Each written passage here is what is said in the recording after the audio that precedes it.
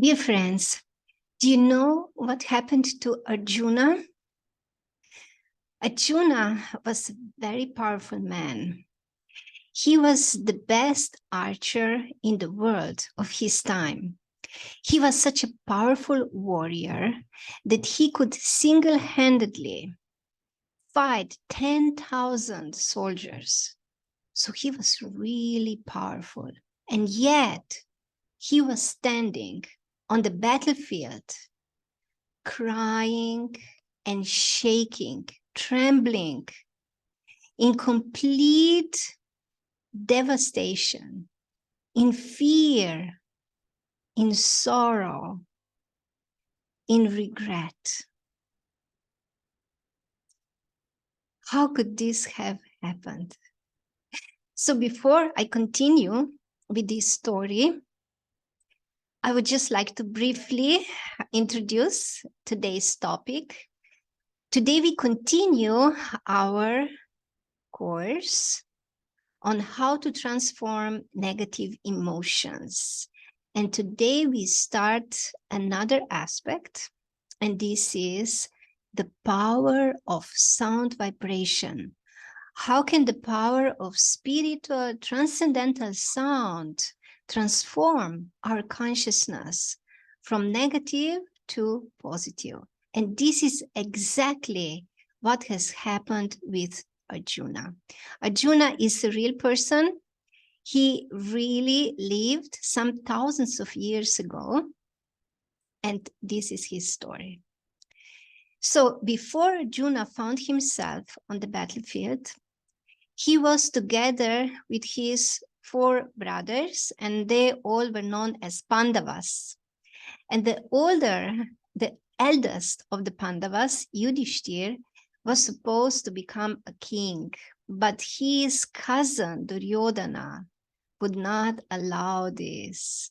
So there was a great struggle for this throne.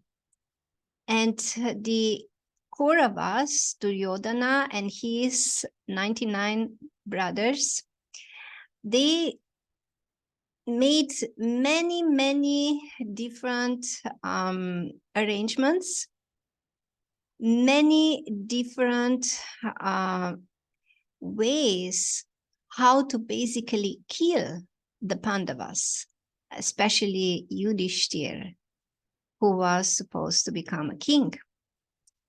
They made many attempts to kill them, and then they also sent them to exile by a trickery in a gambling match when they cheated and Yudhishthir lost everything. So then they were exiled for 13 years. But when they finally came back, then there was a time that they should actually get the half of the kingdom, and Duryodhana would not give them even that much land that the pin can be put into. So nothing. He didn't want to give them anything. So, and then there was no other solution but a war between the family members, war between the cousins. So on that fatal day, when Arjuna was standing on the battlefield, he saw on the other side, on the enemy side, his grandfathers, his uncles, his cousins, his teachers, his friends, his well-wishers. With other words, all the people he respected and loved and cared for. And this really devastated his heart. He was supposed to fight them, not only fight them, but kill them. And he was actually the person who was able to win the war, because such was his power. but he started to cry just like a weak woman. He was trembling, crying, and he lost all his composure, all his power. His mind was reeling, and he only saw the bad consequences. He could not understand what to do. And so he exclaimed, "I will not fight." And this was really shameful for a person like him, like a powerful, brave hero. He was a great hero to say, "I will not fight." Like the worst thing, worse than death. But this is what he said. But then what happened? Something really extraordinarily happened. His friend, Krishna, started to speak. And what he spoke was the pure, transcendental, spiritual knowledge about the nature of the soul, about the reality of this world in which we live, about the forces, the energies of material nature that act upon us, about the supreme controller, about the time, and about the karma or the reactions that the living entities produce with their activities. So Krishna was speaking to him, and while listening to this sound vibration, which was purely spiritual sound vibration, and which is recorded now in a book which is called Bhagavad Gita, as it is. So it's still available even for us. When Arjuna was listening, he actually took shelter of this spiritual sound vibration. And what happened? Transformation happened. His grief, his sorrow went away. His pain went away. His fear disappeared. He gained composure, he gained spiritual strength, and he got determination.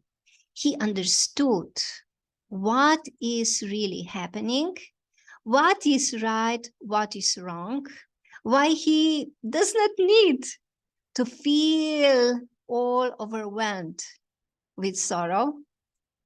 And he understood what is his duty, what he has to do. So, to analyze this story, like many of us, you and me and so many other people are finding ourselves so overwhelmed with pain, with sorrow, with lamentation, with fear, anxiety, especially in these days. And we are trying to take shelter in different ways, but there is no material shelter that can actually give relief from these negative emotions. But when we take shelter of the transcendental sound vibration, spiritual sound vibration, like the words that are recorded now in a written format in the book like Bhagavad Gita as it is, when we give our attention to this spiritual sound vibration, to these transcendental words, the effect on our consciousness is transformative. I can tell you my own testimony, my own personal experience and realization. When I feel overwhelmed, when I feel really sad and in pain, I go and read this book. And the same thing happens as Arjuna also experienced. As I'm reading and as my mind and my consciousness is entering deeper into the meaning of these words, and as I start to contemplating these words, my negative emotions go away. They disappear, they get transformed. And instead, I gain some spiritual satisfaction. I get encouraged, and I get the proper perspective on my life situation. This is the most powerful way to transform negative emotions. And in the description box, I'll give you the link to this book, Bhagavad Gita as it is. And if you are feeling overwhelmed right now, if you're feeling very sad or very fearful, then please take a little time and read this book. You can just read the translations of one chapter, the verse translations of one chapter, and you will see that your consciousness will start changing, transforming. And if you can read a little more, the effect will be even more powerful. Please do it right now. And then you can write me in the comments, what was your experience?